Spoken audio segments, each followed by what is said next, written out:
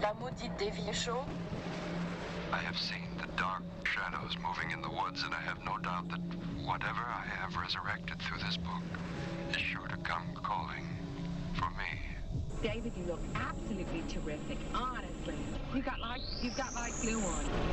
This is where the worst begins. This is where we must stop. For beyond is the work of madness. The nightmare of insane murder and lingering death. Get inside and lock your doors. Close your windows. Someone is watching you.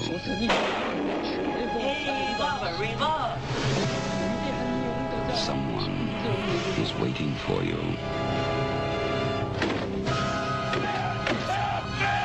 Someone wants to scare you to death. This is Albert from the Tuesday Show. You're listening to the goddamn Dave Hill Show, now on a flipping Monday.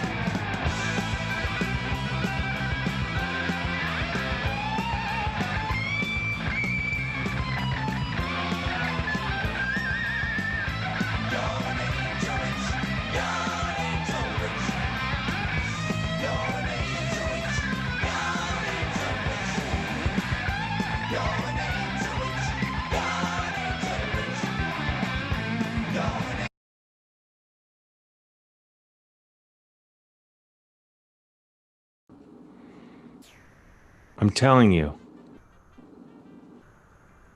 Wait, there I am. What's happening? I'm worried that the beginning of this show is too slick. It's a little slick. Anyway. No, you're an angel witch is what I meant to say. We should maybe put like a big explosion for when we try to figure out how to make the video work. Anyway, hi, how are you, everybody? Thank you for joining us for the incredible Dave Hill Goodtime Hour. Shit, should we change the name of the show to the Incredible Dave Hill Goodtime? I like the ring of that as they said it. Yeah, So we could just refer to it as that, kind of like. I could just do it in conversation, Right. on the bus. Yeah. By the way. Anyway, hello, Chris Gersbeck, Hey. Boy Criminal, and Dez, New Jersey Chicken Rancher. How are you, fellas? Is that what it's called? A chicken rancher? I've been going with Chicken Man for the last year now. I'm a chicken Man. That sounds like a guy that hangs out at the bus station, though. Perhaps. I mean, Chicken Man. taken a bus a time or two before, so it's not. I like that. You can't lose, really. You know? I got to warn you guys. I've eaten a lot of macaroni. Like more than I've ever eaten in my whole life. I don't know what got into me. There was other stuff in it. I'm not gonna lie. But and I'm just a house on fire. Oh boy. That I might pass out. I might black out. For those watching live on the live stream, see, that's professionalism. Anticipating people listening in the podcast form cannot see that Chris Gersbeck has shaved your beard, which gives you more of a teen Coke dealer look. No beard. I mean, even when I shave, like, I can't fully get rid of the beard. I can kind of make it out right now. Did you shave today? No, it was yesterday. That is like if I didn't shave for a week, I would not have that. Yeah, much it shadow. grows like in a week. Next week you won't even know. You wouldn't even know. I wish. Maybe not. I don't know. I don't think I would have a beard, but it would nice to have the capability. Mm-hmm. I don't know. I struggled to say it. Steve Agee, I saw, was on Eddie Pepitone's Instagram show or Instagram live thing from the bunker. Yeah, and he was showing. I felt better because Steve, dear friend, said he also struggles growing a beard, and he's like, it's a very thin beard. And I thought, if Steve can do it, maybe I can do it. Maybe I can grow a very thin beard. See, I think a lot of people say that, and then it hinders them from actually growing out the beard. There's a rough patch you got to go through. And yeah. It's all smooth sailing. Once you get through that awkward phase. Exactly. Yeah. You're like, because like my beard is pretty patchy, and I'm like, so it took me a long time to grow the confidence to actually grow it all out, and then, fills in. Yeah. What are the benefits of having a beard, or as I like to say, tell us of beard benefits? It gives you a more cartoonish face in a way. Okay. Like it extends your chin area. That's why I like it. I like that option.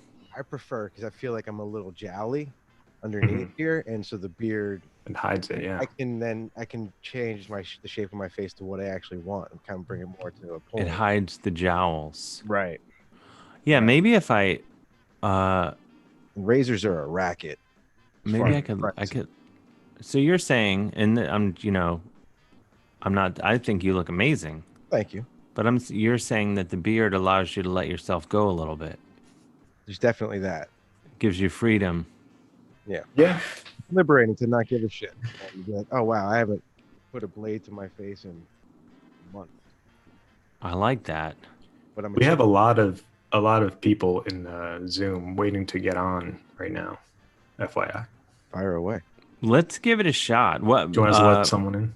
Let's let me just a bit of business very quickly. Yeah. We have an incredible guest tonight, dear friend, comedian Ian Abramson, the interviewer on Gary Busey, Pet Judge. So we'll have lots of questions about that. He's also the host of 7 Minutes in Purgatory, and so much more. And Saturday Night Quarantine he was doing. And also we're going to be hearing from Doug Sackman from Troma Films. It's going to pop in shortly. We have the tip jar tonight. The tip jar if you want to put that up, Chris, quickly. Yeah, I'm pulling it up. The tip jar tonight, we're going to be collecting once again for No Kid Hungry. As hinted in the name, No Kid Hungry provides meals for kids. And so half the money we collect is going to go to No Kid Hungry. The other half is going to go towards this show buying Guitar Center. or maybe just stuff at Guitar Center. But Guitar Center... Business or something? I think they are rumored to file for bankruptcy. Or filing for bankruptcy. So we'll see. But what a great time to buy Guitar Center. Then I can school motherfuckers even more, because I'll make the hours. Oh yeah. And as a 1 and a 2 says, dope. We'll also buy dope. But yeah, the tip jar, Venmo at the Dave Hill, PayPal Dave at DaveHillOnline.com, and the money will go tonight to No Kid Hungry and also our purchase of Guitar Center. Anyway, let's take the number is 347-474-0260. That's 347-474-0260, or you can see the Zoom link in the YouTube description. Let's take a random Zoom call and see where that gets us. Is it coming? Oh, the anticipation. I'm about to pull it. My groin. Oh, sorry, I froze. I don't know. I was talking to... What happened? Cat froze too. Do we have someone? Let me bring them on. Hold on. This is futuristic. This is like Chat Roulette meets U2 Zoo Station tour when they would put random people on the show. Looks like we have Deb Reed, who I believe is in California somewhere. Is she there? Is her camera on? Deb, you got to turn your camera on so we can see you. Yeah, everyone, turn your camera on if you're going to do the Zoom. Otherwise, just call in on the phone. And your mic. Well, so I let her in. She's not. She just left. Let's try another one. We got another person here though. It's very stressful. Heart gets all. James Cantor. There's more to the name. Everyone, turn your cameras on if you're going to come in the Zoom. Got to turn your cameras. I think I've said it before. I'll say it again. Show's getting too slick. This is the problem. So what? We can't. What's working? What's happening? Why is this here we taking go. so long? Here we go. This is him? No, that's someone else. Someone else. I love how horribly I feel this like is going. every time we let someone in, they just immediately leave. They hear the. That's the story of my life. That's like it's like a bad. Oh, here we go. Oh, here's someone who's. We have someone with her camera on. Got it. Gotta unmute yourself. However, you gotta unmute yourself. Who do we have here? It's Matt Arnold. It's Matt Arnold and friend. I just thought I'd show off my son's mask that he purchased this for Halloween. That's really quite good. Shut up, bitch. But he's too scared to wear it now. Did it just say "Shut up, Dave"? What was that? Who said "Shut up, Dave"? Somebody else. Dickhead. Are we getting? Oh, they just. That was James Canterbury. I think Zoom bombing us. Oh no. Wait, he got in and said "Shut up, Dave" and called me a dickhead? Yeah, it sounded like a kid, right? I love it. Well, kudos, James. That's the kind of heat we're looking for. My ego is I could stand to be taken down a few pegs. So telling me to shut up and calling me a dickhead, it's certainly no worse than I subject myself to on a Monday, than my inner monologue.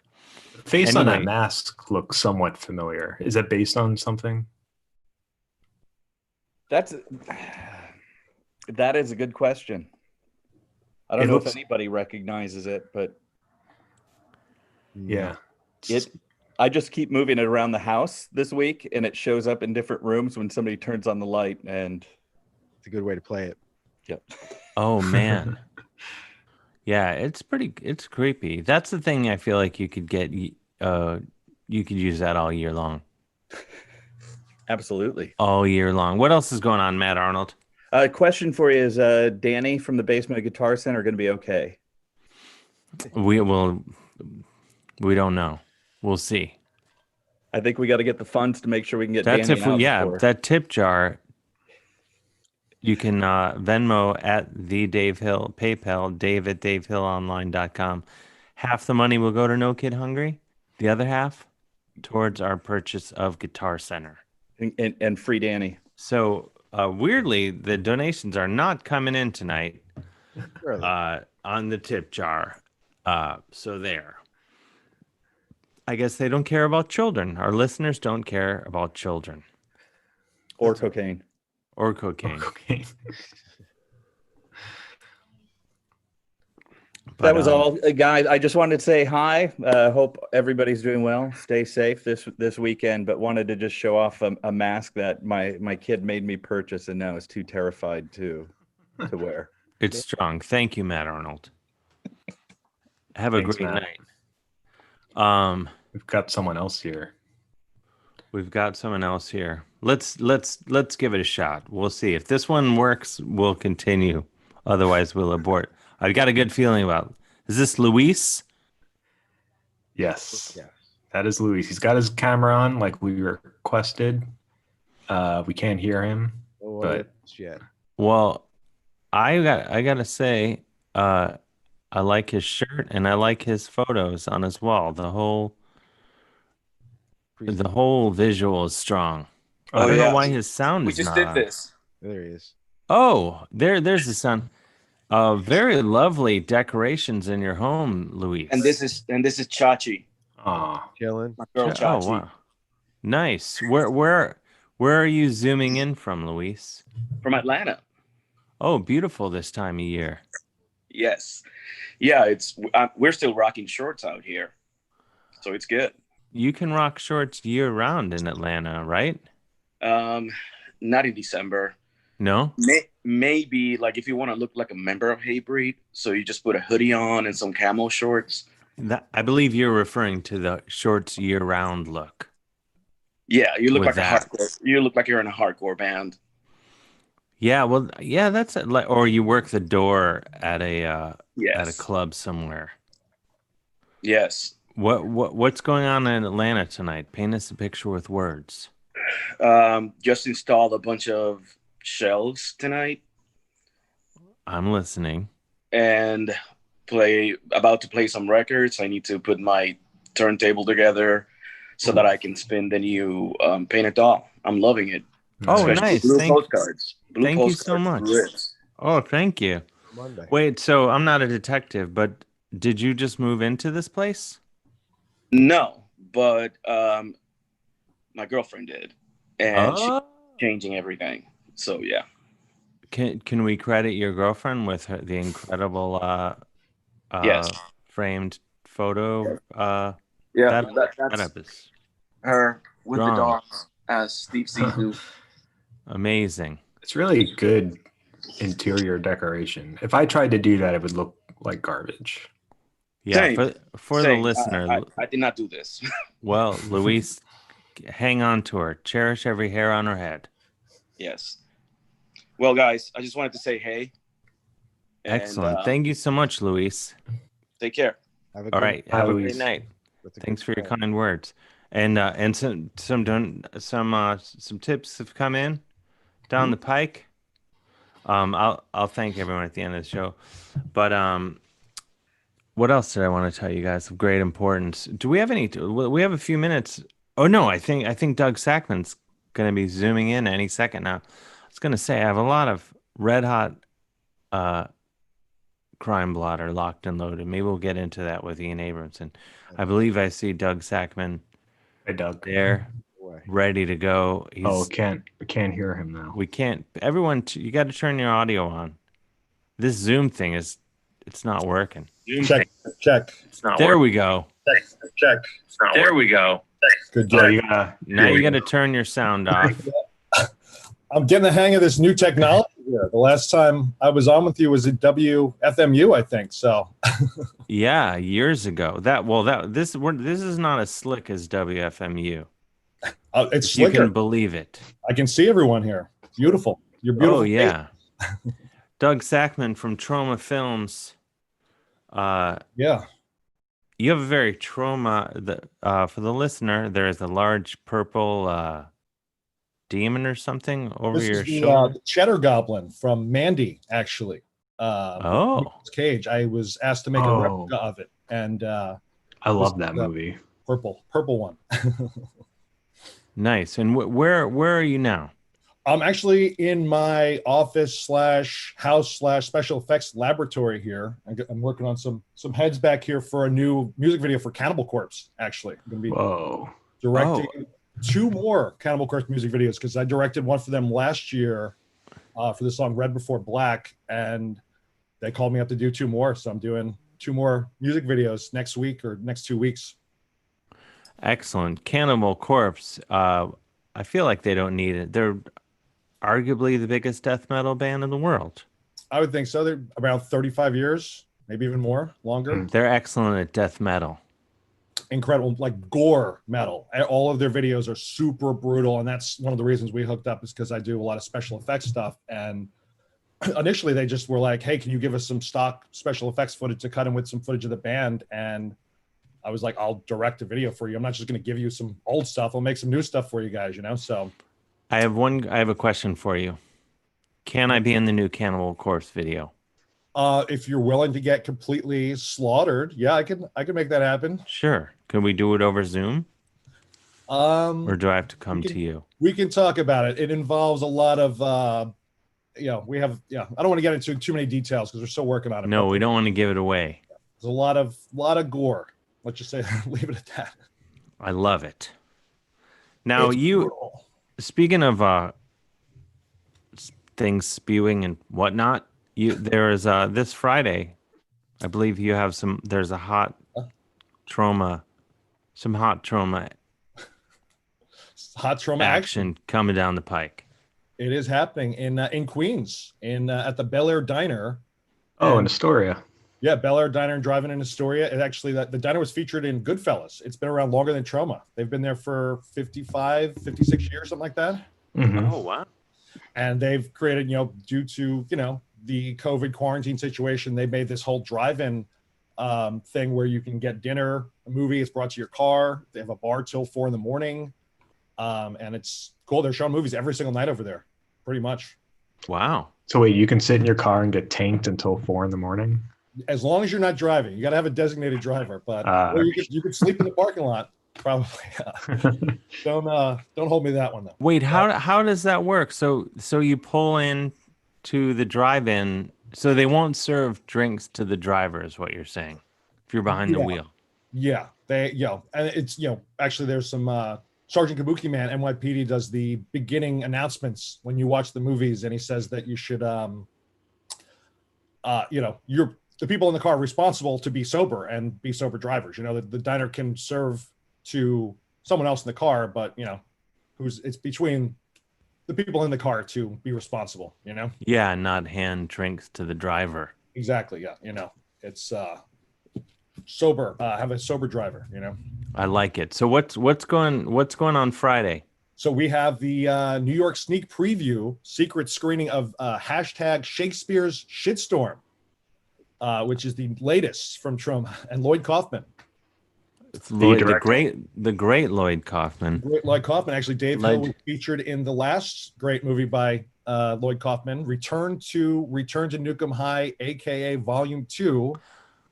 Yes, which is one of the longer titles, Trauma titles. He played a great newscaster on the Good Morning Traumaville talk show.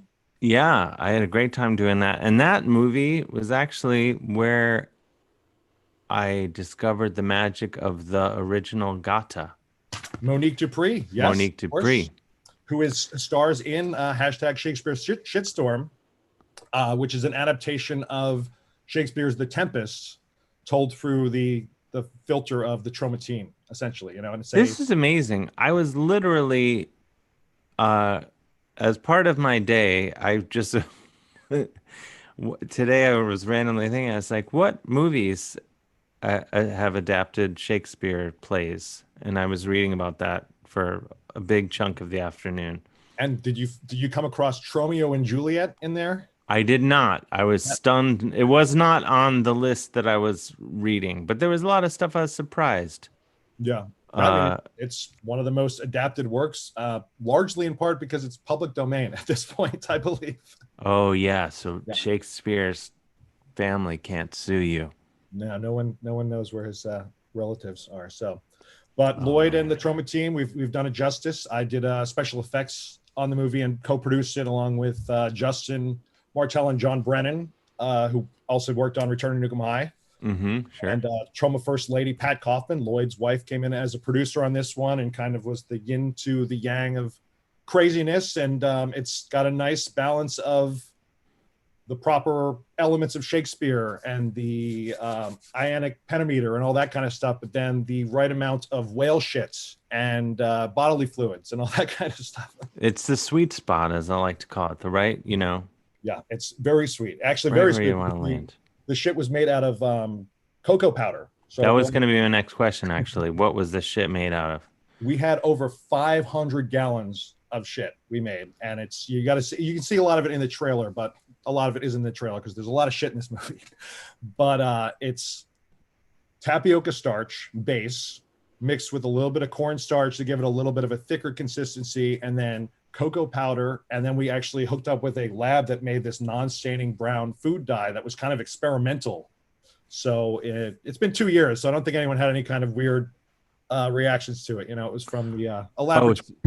So the dye that you used to make the shit look more realistic, was it a bit of a roll of the dice? No.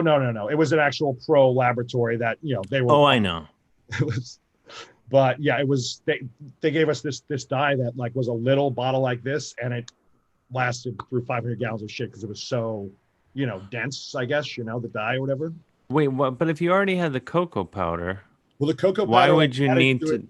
It was different mixes to make it the right color, because we would water it down and then add some to it, and then the cocoa powder kind of helped with the consistency, but also the flavor. I like flavoring all of my bodily fluids. For blood, I use pancake syrup, so it's like an IHOP basically. Nice. You just add red dye to the. For my blood recipe, I use pancake syrup because it's darker. A lot of people use Caro syrup and it's clear already, so I use pancake syrup, so you don't have to use as much coloring, but then I use red, a little bit of green, and then a little bit of cornstarch, depending on how thick you want to make it or dense and that kind of stuff. So I always preferred the bright neon looking blood, like Dawn of the Dead. All about the brighter the better. Yeah. It just looks better. I never thought of that. So the shit in hashtag Shakespeare shitstorm, it sounds like it's delicious. It is actually. I got some compliments because also we were shooting outside. We were on Coney Island, and half the cast had to get into the water and walk out of it to look like they were coming out of the water, and they're covered in shit. And it was cold. It was raining. This was towards the end of the summer into the fall. And Lloyd was in the water. We just instead of us spraying them down, they all just jumped in the water and came out wet. And but we were doing it was a on-site set, so we had to make the shit there, and we had to use hot water kettles for the reaction to it, so it was super warm. So when I was giving it to everyone, it was like a spa bath, they said, because it was warming them up, just covering them head to toe with this shit. This is beautiful. Now, so this is a movie for the whole family, it sounds like. Oh, certainly. There's something for everyone. There's kids of all ages in the movie. I wouldn't recommend kids of all ages watch it exactly, but Lloyd's entire family is in this movie. All of his daughters, his granddaughters, his wife, it's a family affair. The Troma team is a family affair. And actually one of the crazier moments in my entire career, not only with Troma, but just in general, was having conversations and working on throwing blood on Lloyd's 1-year-old granddaughter and the dynamics of the family, how, very interesting. You'll see it behind beautiful. the scenes. How did the 1-year-old react to that? She might have been 2 or 3. I'm horrible with kids. I don't have any kids, so I have a bunch of cats and dogs. I don't know. She was walking and talking. So maybe she was like 2 or 3, something like that. But in my medical opinion, that's what I'd say. Something like that. Mm-hmm. But I had to throw some blood and brains at her, and it was quite interesting. Wow, that's not traumatizing. I love it. No, it was like an initiation. It was, the whole family was there, and it was kind of like, welcome to the folds. Mm-hmm. So this Friday, you're showing #Shakespeare Shitstorm. Now the kid does not, the toddler does not get covered in stuff in that movie, right? In the opening scene, in the first 30 seconds of the movie. It's actually, it's in the trailer too. If you watch the trailer on Trauma Movies YouTube page, just #Shakespeare Shitstorm. And I appreciate you putting the hashtag before, because that is actually part of the title. Lloyd Kaufman said this movie needs to have, it's on the poster. That's my professionalism. Yeah, you got it. Shining through. And you're doing a double feature with Romeo and Juliet, mentioned earlier. Yeah, wait, exactly. So am I correct? The James Gunn wrote the screenplay to Romeo and Juliet? Yeah. James Gunn started with Trauma, and it's something that has brought him up, but also, it's basically, he started there. He wrote Romeo and Juliet, he produced it, and then he went on to write Scooby-Doo and did the Dawn of the Dead remake as a writer, based on writing Romeo and Juliet, and now he's directing both the Marvel and DC universes. It's insane. Wild. It's crazy. So there's, the Trauma team is all over the place. I mean, Trey Parker and Matt Stone, we showed their first movie last week at the Bel Air Diner, and that's Cannibal the Musical, and that was right. Yeah, that was their. I haven't seen that in so long. Oh, it's such a great movie, and that's actually for the family, sort of. It's like a PG-13. There's some bloody scenes at the beginning, but it's a musical, and it tells the story of the first cannibal in the United States, basically, Alfred Packer. Oh, so it's based on a real guy. True story, yeah. I mean, so it was for his college in the University of Colorado, so it was a senior thesis, and instead of doing something boring, he did a really cool. I mean, it's not exactly what really happened, I don't think, or maybe it is really truly what happened. It's for the viewer to decide, I think, but it's got 12 toe-tapping tunes. And what else is going on with you? I have here in my notes.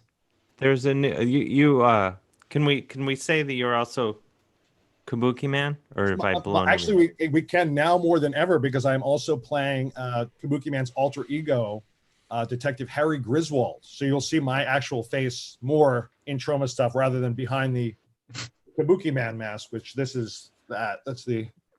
I'm giving you my secret identity. This is like Clark Kent coming out over here. I know. So wait, this is a. You are the current Sergeant Kabuki Man? I've been playing Kabuki Man for 20 years. With Trauma. Holy shit! I had no idea. It's one, but that's it's a mask, so people don't. No, I actually got them. I got it branded right here. I got Kabuki Man. I got Toxie on this side over here. Nice. So for those listening on the podcast format, some sweet tats. Sweet Toxie and Kabuki Man, the Toxie Avenger, and Sergeant Kabuki Man, NYPD. But before we get into Kabuki Man Returns, real quick, just back to the Bel Air, on Thursday night, we have another Trauma double feature. So these are the last 2 nights. So anyone in Queens wants to come out of quarantine, it's a very safe environment. You stay in your car. And we're showing the Slashing, The Final Beginning, which is the latest movie from Brandon Basham, who also wrote Shakespeare Shitstorm. So we're showing that on Thursday. And then Lloyd's Poultrygeist, Night of the Chicken Dead. So that at 8 and 10 p.m. we have screenings on Thursday and Friday at the Bel Air Diner in Queens. So nice. And then real quick, so we got our guests ready here. But you're also working on Unsolved Mysteries. Unsolved Mysteries, yeah. I've been on Netflix. On Netflix, yeah. I worked as the art director on the first. Well, it was 12 episodes we did together in 2019, and then they broke it into 2 volumes. And I think it was partially inspired by Return to Nukem High, Volume 1 and 2. So Unsolved Mysteries came in and did Unsolved Mysteries Volume 1 and 2, and it's 6 episodes they released in July, and they just released the other 6 episodes. And I was the art director, lucky enough to, it's something I grew up with. It was, fascinating and an honor to work on it. So I did 8 of the episodes and got involved with some crazy crimes, investigating them, doing like props and, cars, wardrobe, special effects. I'm actually in it a bunch as a detective and a doctor and someone throwing a body in a dumpster and a few other random things. So Kabuki Man makes an appearance in Unsolved Mysteries on Netflix. Excellent. And so this Friday at the Bel Air Diner, will you be there in person as well? I will be. Yeah, we will be with our production bus. We have some carnival games with the New York City Zombie Crawl, which you actually were part of. Probably 5 or 6 years ago. You came and performed. Sure, I remember. Yeah, so we're doing everything. It's all tied together. It's all coming together this Friday at the Bel Air Diner and Drive-In. Excellent. At 8 p.m., right? 8 p.m. and 10 p.m. So there's 4 movies showing nice. Thursday and Friday, both nights double feature. And it's all belair.diner.nyc, or you can go to dougsackman.com. There's some links up there. And we have a lot of viewers or listeners in Astoria. So yeah, it's going to be great. We'll have some surprise guests. I mean, a lot of the cast and crew is going to be there. This is the first time #Shakespeare Shitstorm is screening in person pretty much anywhere. We've done a lot of virtual screenings at different film festivals. It's getting rave reviews around the world, but hasn't really been seen in person yet. So this is the first time, actually. Awesome. Well, thank you so much, Doug. And everyone, if you're in the Astoria area, and really, why wouldn't you be? Head on down to the Bel Air Diner. I just wanted to say head on down. Everyone go see Doug. And will Lloyd Kaufman be there?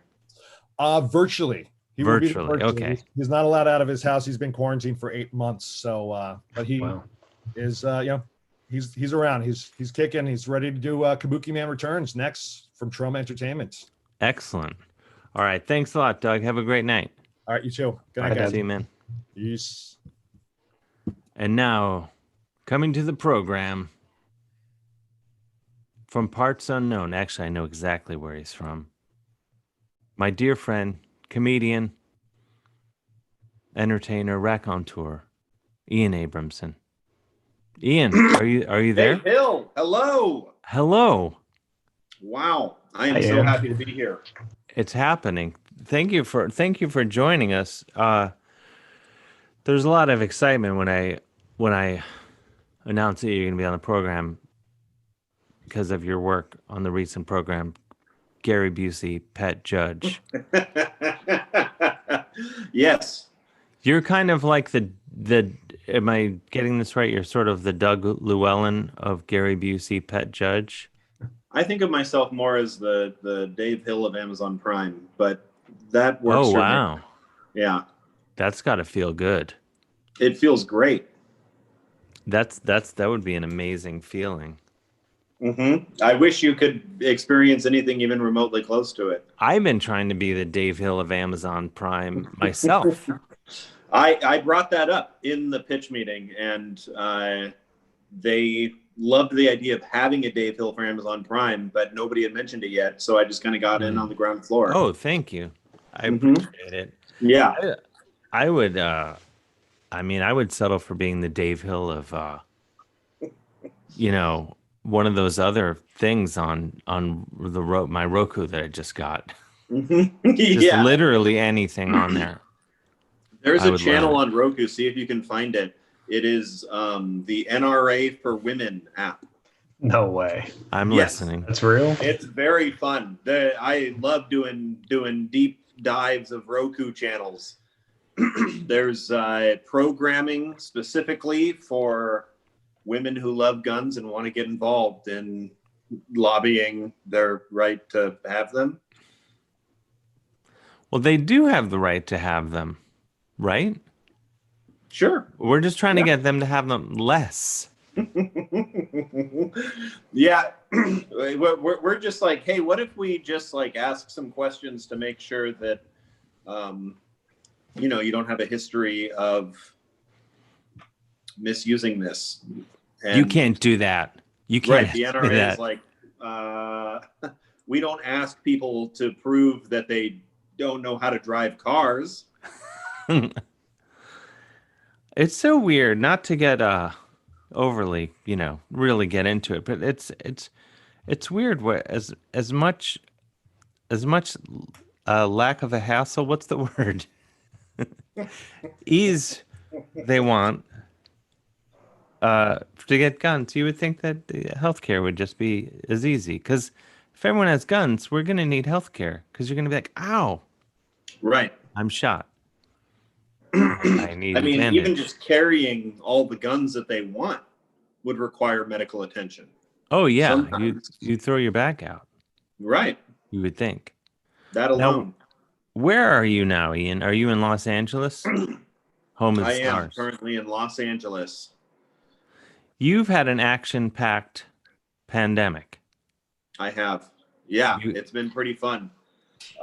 Immediately, I would say, like, it seemed like it was getting more serious, but it was not fully. If you remember that brief period where people were talking about touching elbows, and it was just like, oh man, that's going to be weird that everybody's going to have to touch elbows. That's about as weird as it's going to get. And it seemed like it might get a little more serious, and staying home for a week might actually have to happen.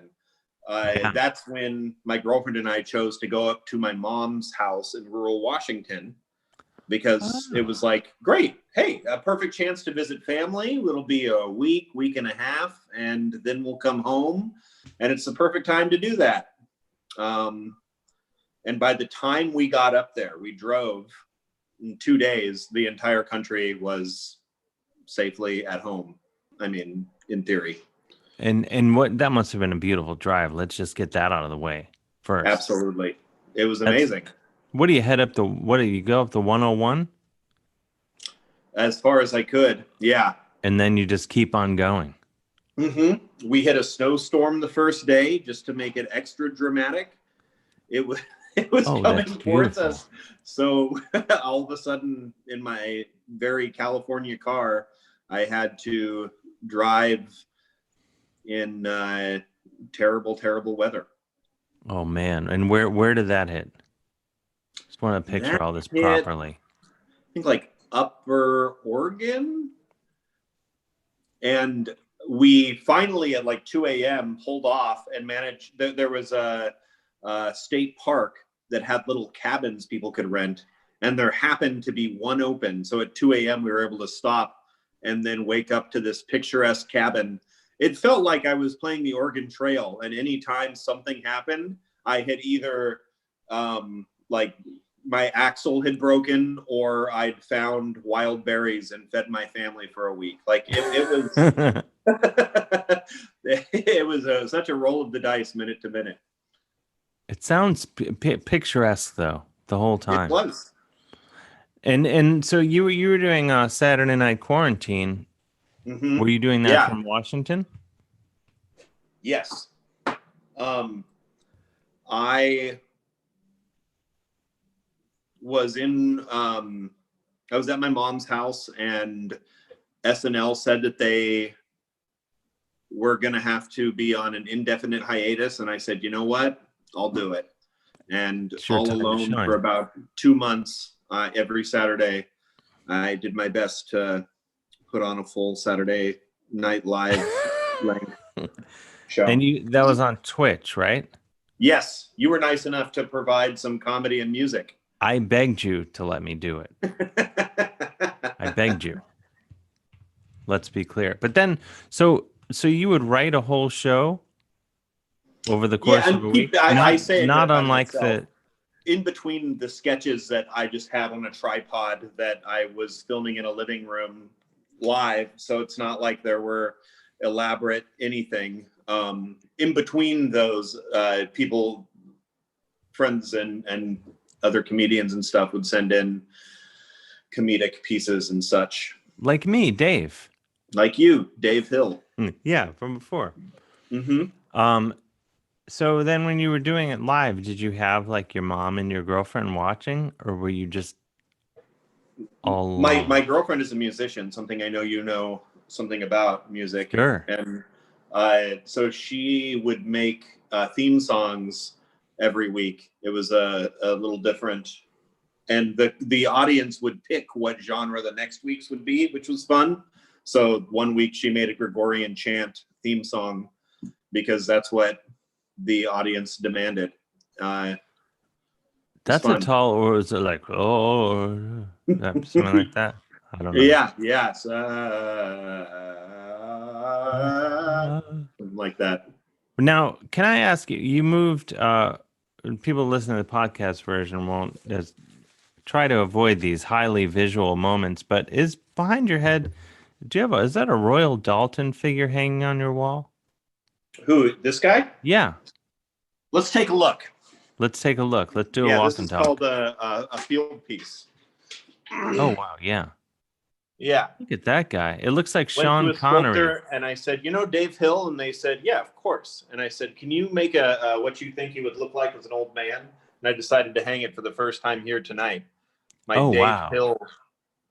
I should be so lucky to be that handsome in my golden years. Totally. Which are weeks away.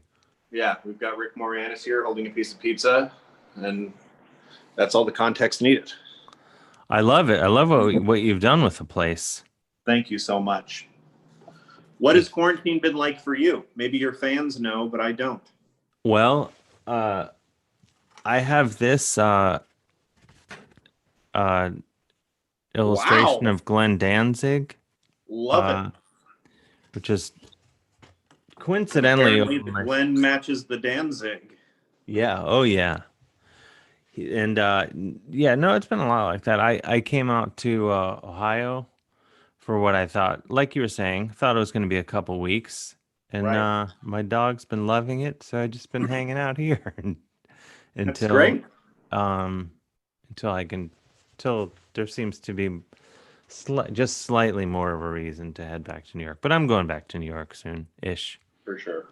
Ish. All my underpants are there and stuff. Yeah, that's good. I try to have underpants in all the major cities. Yeah, you got to. Mm-hmm. There was a time, probably, you're in show business. You know how this is. There's times when you have you got some heat on you, and times when things cool off a little bit, right? Yeah. And during those times when I think I was probably as hot, I was as close to molten lava as I've ever been. Mm-hmm. I at one point I had fog machines. I had one in and these are, I'm talking $40, $50 fog machines. Wow. Yeah. I had one in New York, I had one in LA, I had one in London, and I had one in Edinburgh, Scotland. Wow. Yeah. Now, this is to say that really the reality is I would just do shows and then leave them at the theater because I was too lazy to take them with me. But I thought, when I go back, there might still be a fog machine. So in my mind, if the fog machines weren't immediately stolen, which they probably were in every case. I do think there's something practical about that, though. Those things are heavy. It might cost you more than $50 to fit that into your luggage, which you already don't have tons of space in. It's probably more efficient to just buy the $50 fog machine. This is complete. That's my thinking exactly. Mm-hmm. So it's not that you're wasteful and too big for your britches. I think your britches fit just fine. Oh, I think that you were utilizing your britches very well. No, it was a pragmatic decision with my britches that later, in retrospect, meaning literally the next day, I was just like, that's pretty glamorous. I have fog machines in all these different places, locked and loaded. Beautiful. Oh, good. And I'm sure none of them they're probably all been thrown into bodies of water and such. I don't know. I bet they're in museums. I'm on fog retrospectives. Mm-hmm. Yeah. What's London's version of the Smithsonian, the museum that stole everything from a bunch of countries for science or whatever? Chris Gersbeck, run a check on that. You know, like the London Museum of History or something like that. They probably have it. Oh, yeah. The London Museum or the British Museum. Yes, the British Museum. Yeah, they gotta be doing a fog retrospective. Now we have to ask you, Ian Abramson. No, you're originally from Los Angeles, is that right? Or no? I am from a few hours south of Los Angeles, which is pretty different than Los Angeles, but is close enough to Los Angeles that from Cleveland, it's easier to say Los Angeles. For me. But when I met you, you were living in Chicago. That's right. Just to you like you, I'm a world traveler. I didn't have a fog chain in Chicago, but I do have two in Los Angeles because I thought that I lost one, returned to a theater, and they had it. See? Mm-hmm. Story of my life. Yeah. Now, we have to ask you, because of it, as I said earlier today, the amount of heat coming off the Gary Busey Pet Judge program. Mm-hmm. Is that on hiatus because of the pandemic? Because dogs can't get coronavirus. That's true. Yeah. It is. They can. Actually, one got it. Really? Yeah. Now that's a biopic I want to see. One dog's journey with corona. I think one dog died of it, I think. Not a good biopic. Chris, can you Google this? It was such a. I didn't even. Did a dog die from coronavirus? I couldn't even. This is the first I've spoken out loud about it because it was so upsetting. Yeah. As the dog owner to see. He's Googling. You can see he has we have a whole setup. No, but right. So what? When did you shoot Gary Busey? What's funny about that is I shot it at least 2 years ago, longer, maybe 2.5 years ago. And wait, and you and I, we're on a semi-daily. I would think that you would mention that to me. I mean, you know how it is, Dave. We're both just busy people, constantly in and out of this thing and this thing. And, you're talking to Gary Busey as a judge. You're talking to him as a traffic cop. It's like you're just kind of rubbing shoulders in this way. And I had thought it was a dream that I had or something several years ago. I showed up for a few days to interview people about their experiences with Gary Busey. And then, 2.5 years later, it gets released. And I'm like, there were cameras there? You know what I mean? Yeah. That's show business in a nutshell. Yes, absolutely. So it would appear as a German Shepherd named Buddy. That's what that's who I remember. Who caught the coronavirus and he died. He died of it? Yeah. Well, it said he likely had cancer too, so, Oh. Whatever. No. Oh man, that's too bad. But let's focus on what I know everyone asked you this, but since I haven't asked you yet, I'm gonna ask. Please. And then I'll ask again. What's Gary Busey like? Oh, what a wonderful, friendly man that I'm only pretty sure understood that he was meeting me. Incredibly, truly very nice. But it was just like, I don't know. Have you ever interact with an animal that you know is enjoying your time but doesn't understand the things that are maybe in the room that he's in? This is not as nice as I'm meaning it to be. Gary Busey was nice. He knew it was happening. He was very funny. Also just an odd man. It's like he's odd. He kind of knows he's odd, and I love that. I love it. So do you guys you're not in touch currently then, it sounds like. I keep writing him, waiting. I rewatched The Firm, and he's in The Firm? Wonderful. Is that the one with Tom Cruise? There's a lot of those legal dramas that that was The Firm. Mix up. It's The Firm. Yeah, Gary Busey plays a wonderful skeevy lawyer in that. Oh, I gotta get back and do some rewatching. I was gonna say we should get Jim Biederman to call in because he worked on I'm with Busey in the early 2000s. We could. Oh, so we could. I'm sure Ian and Jim could exchange some good stories. Oh yeah, we could. Some Busey tales. Do you know Jack Vaughn, Dave? Yes. Yeah, he works at XM. Yes. Or at least has recently. I don't email him daily, but that was his show. That was his Gary Busey Bet Judge was his show. So you could talk with him perhaps. Is this you backing away from Gary Busey based questions? No. You said, didn't he just say that you wanted to book him? I'm trying to get Gary Busey on this show. Are you kidding me? Oh yeah, it'd be great to have him on the show. But I'm just saying, I didn't know if you were... Ask me anything you want. Gary Busey, wonderful teeth. They shine brighter than they do on film. They say Really? the camera adds 10 pounds, not to those teeth. I'll tell you what. Well, this is what I learned. When as you know, Ian, I'm an author. I've written 3 books. Whatever, it's not a big deal. Absolutely. Tasteful nudes, have it framed.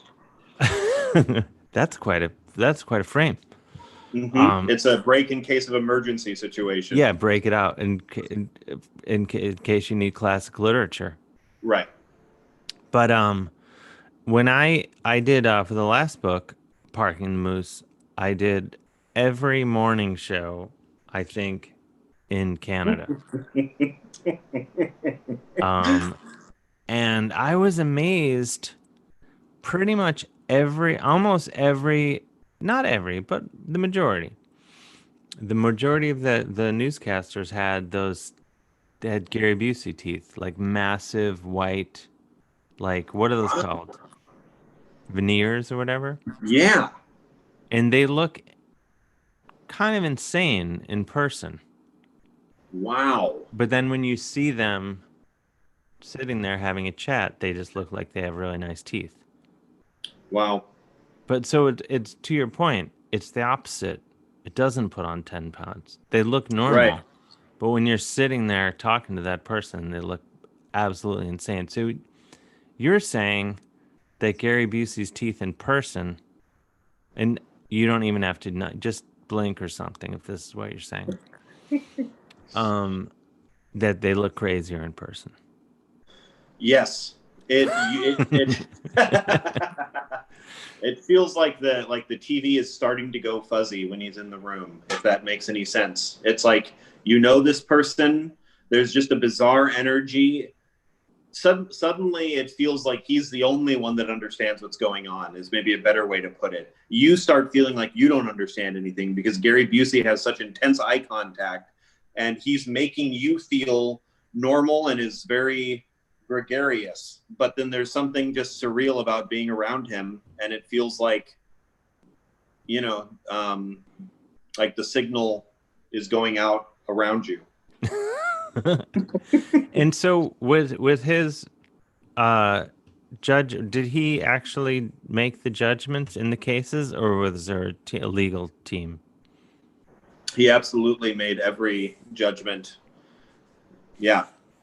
There was definitely, to my knowledge, no other legal team. No other legal team. Yeah, he used his expertise and experience in life and in law to make these decisions regarding people's pets and animals. Do you have a favorite case from the hit show Gary Busey, Pet Judge? I dealt with people after they had dealt with Gary Busey. So my experience, my memories of it. You do it as they're walking out of the courtroom, as it were. Right. So my experience was always one person is very pleased and one person is always very unhappy. But I will say both parties were pleased with Gary Busey. Nobody left there dissatisfied with his rulings. They might have still been frustrated with the person they were in court with, but nobody questioned Mr. Busey. No one was down on Busey. Right. So what happens now? Like, will there be more? Will there be more of this show? I mean, you probably can't say. I mean, it's a weird time for any kind of media right now. It doesn't. It's hard to say that for any show. So I definitely don't have an answer about Gary Busey, Pet Judge. They got rid of Quibi already, but Wow. I didn't even have a chance to download it. I don't know what this means, but two different people gave me their condolences when Quibi went down because they were sad that Gary Busey, Pet Judge, was on it, and I told them it's not on it; it's on Amazon Prime. And I don't know what that means. That they remembered the show, made them think of it. They thought it was on Quibi, and it's not. So it was a nice sentiment, but there's definitely something there that I don't understand. Maybe it's one of those things like how everyone says they saw Nirvana. That's very true. Early shows Nirvana. Everyone's like, Right. I saw Gary Busey on Quibi. Be honest with me, Dave. Right here, right now. Shit. Did you see Nirvana? No, I never did. Wow. Never did. That's brave of you to admit, and I appreciate your honesty with that. I have met 2/3 of Nirvana. Wow. Which one haven't you met? In celebrity hangs, as you can imagine. Of course. I've had high-powered celebrity hangs where I've met 2/3 of on separate occasions. Of course. I've not met Kurt Cobain, but I've met Dave Grohl and Chris Novoselic. Both very lovely gentlemen. If you were at an early show for Nirvana, you had an opportunity to yell out one song request, what would you yell out? Well, I guess if it were an early one, then they wouldn't be playing songs from Nevermind yet. But my favorite Nirvana song is probably On a Plane from Nevermind. Do you know that one? I do not. I think that's my favorite one. I'm going to listen to it right after this. Yeah, that was the one. I remember that when everyone's like talking about all the, Teen Spirit and all that, I was like, no, On a Plane, that's the best one. I stand by it to this day. Is there a video for it? Nope. It wasn't a single? No, I don't think so. Wow. I think it's like later in the record. Not a single. It Not was a also single. on Unplugged. They did it for Unplugged as well. Oh, okay. So they must have really liked that song too. I think it's their biggest like power pop song they've ever had. I'm embarrassed that I don't know it. So that's why I think I lean towards that one because of my affinity for such things. Thank you, Chris, for that on the spot information. Of course. Now, Chris, well, Ian is too. You guys are both too young to have possibly seen. I'm probably the only one that is even old enough to have left the house to see Nirvana. Des, you couldn't have seen Nirvana. You're only 12. Right? I might have had a chance, but no, I didn't see him either. I can't turn my video on at the moment. I wish Are you masturbating? Chris won't. That's a date. It already feels dated. A Jeffrey Toobin. I know, right? Wasn't a direct reference, but everyone knew vaguely what I meant. Yes. The fact that it wasn't a direct reference made me enjoy it more. Yeah. Subtlety. Subtle. Mm-hmm. Someone I was reading, and I think it was like one of the New York tabloids wrote a thing about the Jeffrey Toobin incident, saying if he had merely been having sex, it wouldn't have been that big of a deal. No, I think that would have been worse, actually. No, everyone's like said it seems more pathetic that he's masturbating, but if he had been having sex, people would have been kind of impressed. Yeah, I'd be in that camp for sure. Yeah, but why? When you just, out of respect of your partner, turn off the Zoom camera if you were on a Zoom meeting, you're going to have sex? Well, he did. I think he thought that it was off. That's the whole... I mean, haven't you followed the story, Chris? Yeah, no, I feel like we broke the story last week. We broke it. Yeah, I think I learned of the story on this show last week. I learned details. Yeah. Now, Ian, did the Jeffrey Toobin story did it get as much play on the West Coast? It got more play than he did on the meeting. Yeah, That's the stuff. Everybody was talking about Toobin. Everybody. Mm-hmm. Did you tweet about it? I very well could have. I don't remember a particular take, so if I did, it was probably pretty lukewarm. All right, I'll take it. Yeah. Now, one thing I also have to thank you for, and everyone can watch many clips of this, not just mine. Shut up. No, they should watch yours. Your I know where you're incredible going with show, this. 7 Minutes in Purgatory, on Comedy Central. Thank you so much for doing that. That Thanks was for having truly. me. You were a huge get, and we were thrilled to Huge have get. you. Oh my God. Talk about a legal team. I mean, the back and forth. The back and forth that lawyers have to go through to book me on anything. What Astronaut hell? movies where the crew finally makes it and Houston cheers. That's what happened when we booked Dave Hill. Who? And then they're like, who? Oh. No, for the listener, for the viewer who doesn't know, I think it's maybe the most most brilliant and sadistic comedy show of all time. That's Maybe. very nice. Thank you. Yeah, right? That's very nice. kind. Yeah. I'll explain the premise. Yeah, it's please. odd to describe it now, given what the world has been like for the last 10 months or whatever. But comedians would perform to a camera, and the audience would be watching the live feed in a separate room. So they were watching it live together, but the comedian had no idea whether they were getting laughs or not. Yeah, so it kind of felt like you were bombing for the whole time. And it's an amazing foreshadowing, yeah, as you hinted at, to the present, a bit of doing Zoom shows, which are generally speaking excruciating.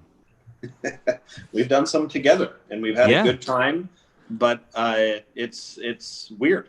They're fun. I mean, I'll say, like, they're not as gratifying as, being in a room with several thousand people as I normally am. But I will say, as weird as it is to do comedy on Zoom, I do feel like, in the lead up to it, I'm like, oh man, I did a Zoom show, and I'm like whining to myself.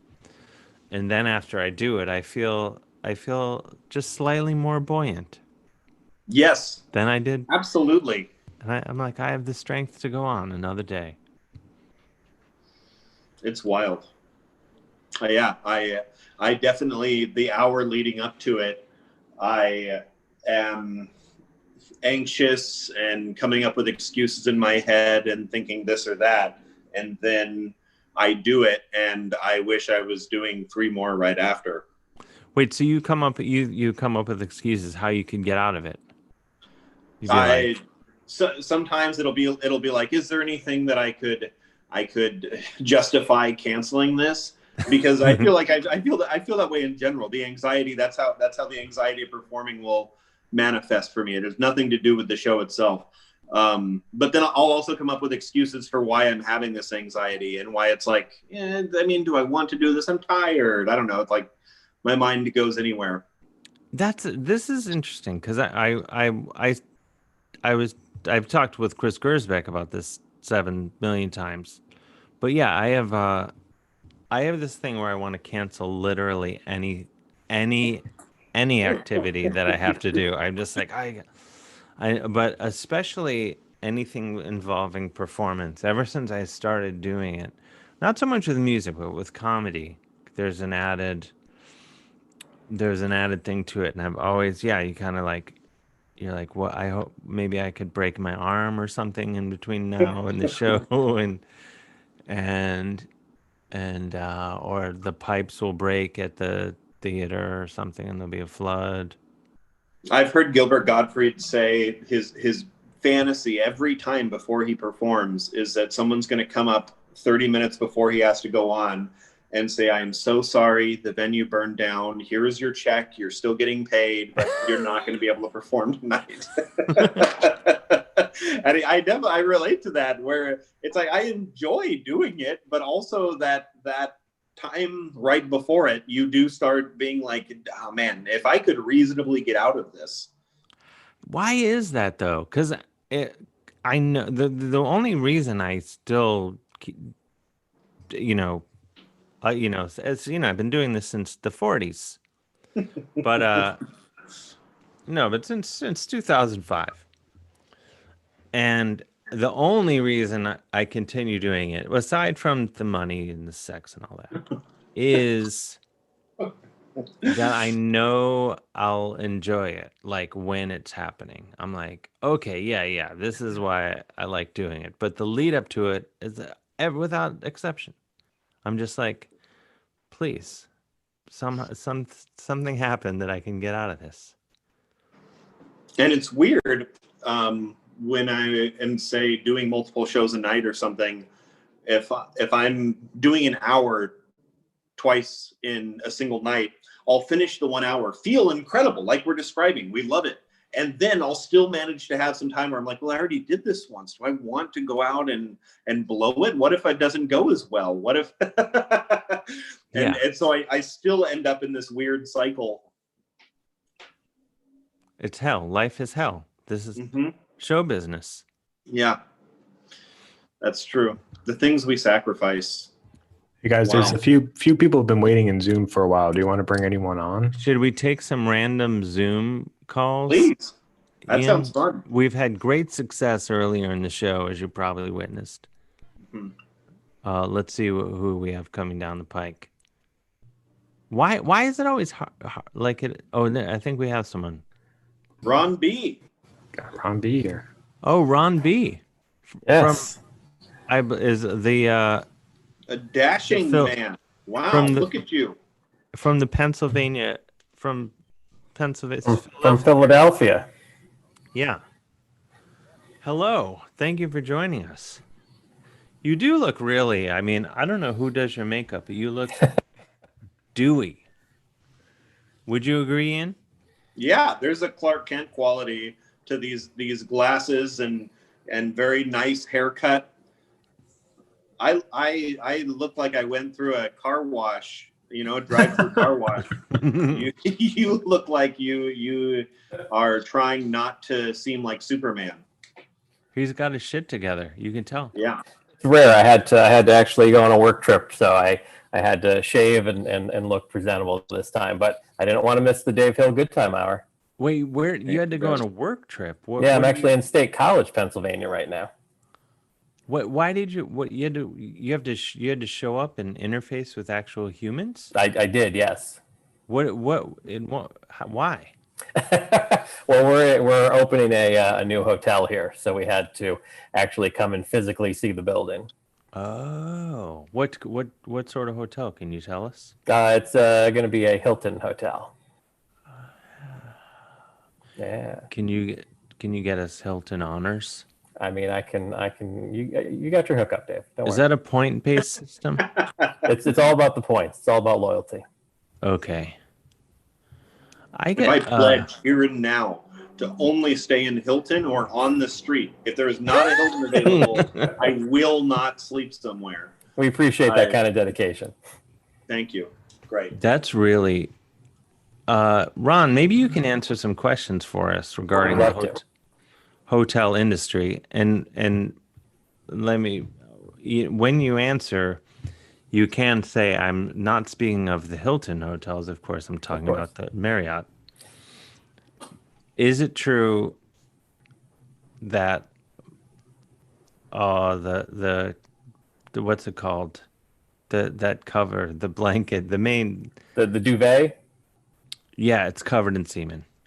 Is that true? I will say, and not speaking of any of my hotels, of course. Other No, we were hotels, talking about perhaps. Courtyard by Marriott, Holiday Inn Express.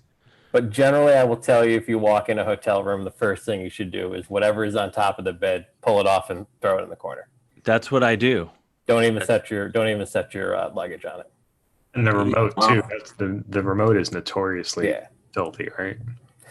Wow. Usually, that's why now with COVID, you get these fancy plastic bags to put them in after you disinfect them. Oh wow! Yeah. So that's what I've been doing.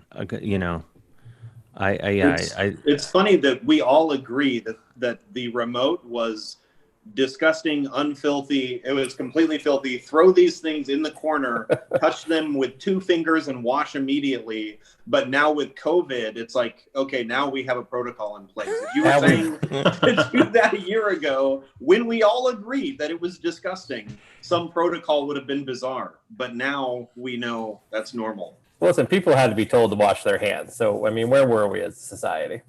This is true. So, okay. So, what about the pillows? That like when you go into like, do you guys own DoubleTree? No, you can talk about DoubleTree. Okay, covered in jizz. No, when they have the pillows that are like, so much jizz they needed a second tree.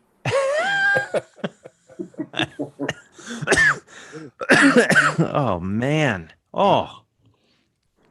Yeah, so basically you just throw everything on the floor as soon as you get there. I would say 90% of your average hotel room is jizz. Is jizz. And by the time I'm done, 95. It's weird because anybody complaining about it is 100% jizz. Right. Oh, now how did? Wait, what happened? What was that?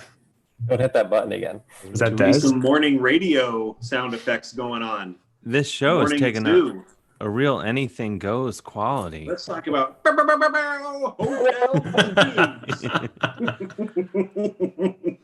I know, that's might have been Des because I see him talking to someone. Where do we go from hotel jizz? I'm anxiously awaiting the saw that I got on your Etsy store the other day. Oh yeah, I thanks to Ron, bought the saw. I'm going to post another item on my Etsy store in the next couple days. I'm excited. I'm excited. Thank you. What Ron. is this saw? It's I painted in these COVID times because I have a bit more space. I've taken to painting random objects just to break up the day a little bit. And it's been quite fun. And then some people kept saying, hey, you should open an Etsy store. And I didn't want to do it because I thought I'm an artist. I don't want to sell these things. I just want to set them in the corner and then leave them for someone else to deal with when I leave. Sure. But I opened the Etsy store and I put 2 items on and they both sold very quickly. It's very exciting. You're gonna love this saw. I was just getting it ready today. Ron, My wife's already picked out a spot to hang it. This is beautiful. You're gonna hang it. I found the saw. You found the saw? Yeah, beautiful yellow flowers with a blue handle. Yeah, well, it's a lavender handle. Yeah. Sorry. Technically. How Maybe did you take better find it? So photos. you just searched Dave Hill probably on Etsy. I did, and Like a I detective. still had to go through. At first, I was like, "Is this?" There must have been somebody else named Dave Hill. Very common name. Sure, but there was like a stuffed person playing guitar. Oh, and at that's. first, I had that in my my cart. I'm still gonna. I'll buy that later tonight after I've had a few drinks. wow. That's Dave Hill, the guitar player from Slade. You can buy like a throw pillow of him playing the guitar. So I thought that was supposed to be you, and it took me a second because this very prominently has a unibrow and you famously had yours laser removed. I did, yeah. What a mistake that was. what I would do to be capable of a unibrow now, but I can't. I don't really have as strong as a brow as I'd like. I got a Jimmy on hold from Carney. A Jimmy from Carney. Just when I thought we couldn't go higher. Here it is. Than jizz in hotel rooms. Here he is. The pride of Carney. Jimmy, you there? Jimmy? Yeah. Hey, Dave. How you doing, man? Good. How are you? You're on with. All right. Hey, Ian. Hey, Des. Hey, Chris. Hey, Jimmy. James. And don't Great. forget Ron and really. and Philly. Oh, Ron. Sorry. Or in State College, Sorry. When Pennsylvania. I called in, I had to drop out of seeing who was still on. What's going on, Jimmy? So I'm hanging in.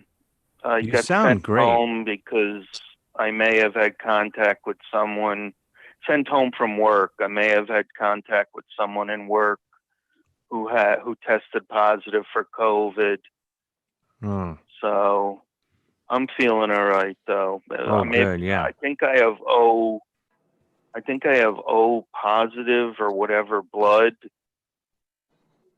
I don't know how much of an edge that gives me, if anything, but I mean, we can hear it. I think, But, would you agree? To certain. I'm sorry, go on. oh, Jim? I know I gotta get tested, and I am staying hydrated, That's very key. and we'll see how it rolls. 2020 has not been a good year for, I started even before the COVID with the heart attack and the 5 stents. Oh. But good name for a modern doo-wop group, Heart Attack and the 5 stents. I mean, But, not to change gears, Jimmy, and by the way, I'm glad you're doing so well after the heart attack and the 5 stents, and I hope you'll remain COVID free. But still on the right side of the grass. I don't want to change gears like this, but it's anyone who's heard the show, watched the show, or whatever, and has heard you call in, well aware, you have the voice of an angel. Anyone knows You're too this. kind. So I'm just wondering, as long as we have you on the line, is there any chance you'd give us just a little few bars of something, just a little taste of something? Yeah, sure. Let me just put the phone out a little. Yeah, let it breathe a little bit. And try to get some. All right. Fly me to the moon. Let me play among the stars. Let me see what spring is like on. Oh, do we lose him? I got problems here. What happened? I think we lost Jimmy? Like an Did we air lose him? horn. Oh, lost him. Jimmy, I'm sorry. It sounded great. If you're still listening, I'm sorry. We problem with the phone still. By the way, if anyone wants to tip jar, Venmo at the Dave Hill. PayPal. Actually, we changed Venmo. It's at Ian Abramson. Yeah, it goes to all of our artists. If you tip jar the show at Ian Abramson, it goes straight to each and every person that produces the show. So go ahead and do that. I'm comfortable with that. Absolutely comfortable with that. Thank you, Ron, for clarifying the jizz count of your competitors. Thank you. And I hope you enjoy the saw. You'll have it hopefully ready for a wild weekend. Yes. Can I plug my podcast, or is that? Oh my gosh! Yes, I apologize. Plug away. All right. The Ron and Brian podcast at ronandbrianpodcast.com or at all major social media outlets near you. Excellent. What do you guys talk about? I know you're hot enough, but I just what's the podcast? I mean, it's a lot of jizz content, obviously, but also politics, current events, that kind of thing. Just to, it's two middle-aged white guys because our voices aren't out there enough. We felt. Mm-hmm. All right, so people want a fresh perspective. That's Exactly. the place to go. Yes. All right, excellent. Well, thank you. Everyone listen to the Ron and Brian podcast. Thanks a lot, Ron. All right, thank you. Have a good night. You too. Do we have any other Zoom calls on hold? Yeah, we got a couple of them waiting here. What do you think, Ian? We only have 5 minutes left. Should we? Oh boy. Uh-oh. This has got pervert written all over it. You can see. Does that say Bildo Ian? I see it looks like a couple eyeballs. Oh. What is that? See there? Bill Dolan. It kind of looks like S is reflecting. I thought it was like trying to rhyme dildo with my name. I see. I misread it entirely. He's it's sitting clearly in the, Bill Dolan. No, it says Bill Dolan. Clearly, he's his sitting mic in is the off. in the dark. His microphone is off. There's mic on. Why is this so hard? Why is this so hard? There he is. Oh, he's mocking me. No. He's mimicking me. He's cozy, I think. Oh boy! All right. Well, he's not going to say anything. If he's not going to say anything, it's not good podcasting. What else I know this is Oh boy, this is really just really hurting ratings, Ian. I'm sorry. I wanted everything to be perfect. You coming on the show and making for me, it is perfect. I roll with the punches. The wrinkles are what makes it perfect. You know, rock and roll. That's what it's about. Oh yeah. Oh yeah. We have Elvira Canaveral. Wow, this is a fun setup. Wearing a cowboy hat. I feel like we're off to. Are you going to play us something? Sure. Let's see. I just learned this.